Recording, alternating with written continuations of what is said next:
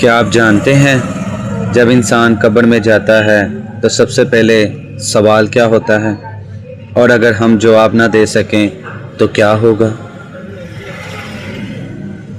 دوستو، موت ایک ایسی حقیقت ہے جس سے کوئی نہیں بچ سکتا۔ جب انسان دنیا سے جاتا ہے تو اسے قبر میں رکھا جاتا ہے اور وہاں سے اصل زندگی شروع ہوتی ہے۔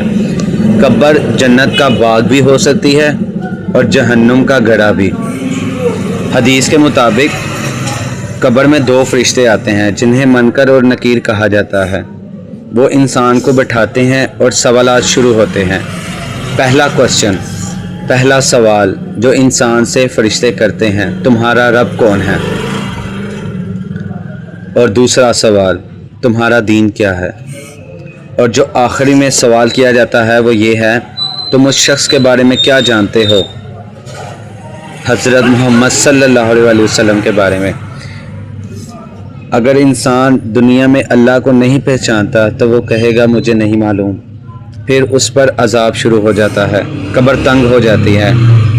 دوستو، یہ سوالات صرف زبان سے نہیں، زندگی سے جواب دینے ہوتے ہیں۔ نماز، نیک اعمال اور سچی زندگی، یہی ہمیں بچا سکتی ہے۔